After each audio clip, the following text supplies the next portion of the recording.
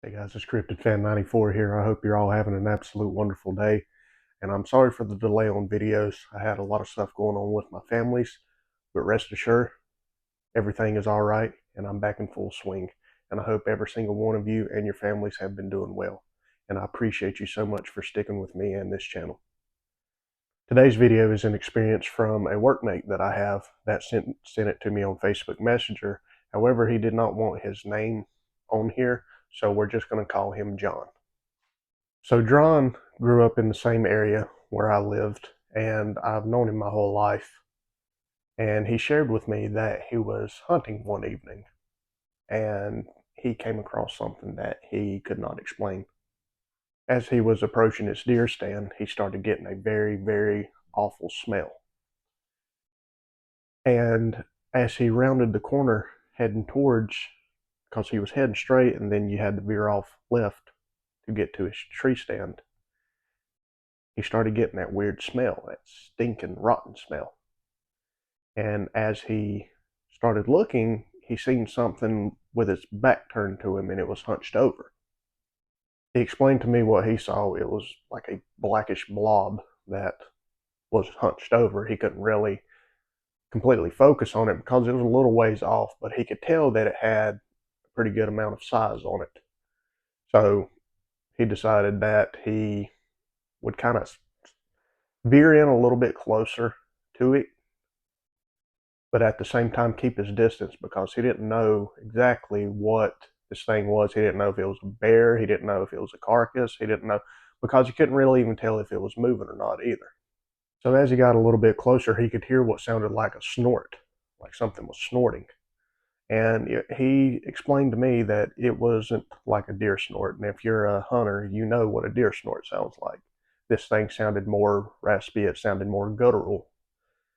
And he told me he was just sitting there thinking to himself, what could this be? Could this be a bear? Could this be, you know, whatever it could be? He didn't really know how to wrap his head around it because now that he had got a little bit closer, he could see that this thing was moving. So from what he told me, he thought that he got a little bit too close, so he started backing up. And he said he doesn't really know how this thing was alerted to his presence because he was being super quiet and he wasn't stepping really hard in these woods or anything like that or stepping on any twigs or anything. But this thing completely like turned and looked at him and looked directly at him. And as soon as that happened, it bolted. It just ran.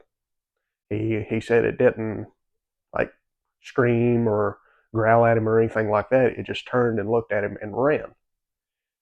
And he said that he couldn't get a full like look at the frontal face of it or anything like that, but he also said that when it turned and looked, it took off on two legs and just ran. He also said that it wasn't as big in size as people say that Sasquatches or Bigfoots are usually are, the 7 to 9 foot or however big that people have saw them. I've always seen experiences people's told me that most of the time when they see a Bigfoot, it's either 7 to 9 foot. But he said it wasn't that big. He said it was fairly smaller than that, and he knows that it wasn't a bear or anything like that because when it turned and looked at him, it got up and ran on two legs. It dashed. So I'm not sure what it was, guys. I would like your help. Maybe you guys have experienced something like that as well. I wouldn't rule it out as it being a baby Bigfoot or anything like that. I mean, because it could have very well be. But to this day, he said he didn't know what it was, but he would have liked to share this with all of us. I think it's a wild experience. I'm not sure what it could have been. That's why I'm posting this today to let you guys know and let you guys think on it and tell me what you think it is. So once again, thank you so much, guys, for being patient with me while I took care of some of my family stuff that I had going on. I appreciate every single one of you. And as always, I'm Cryptid Fan 94. God bless you and your families, and I hope you have an absolute wonderful day. Take care.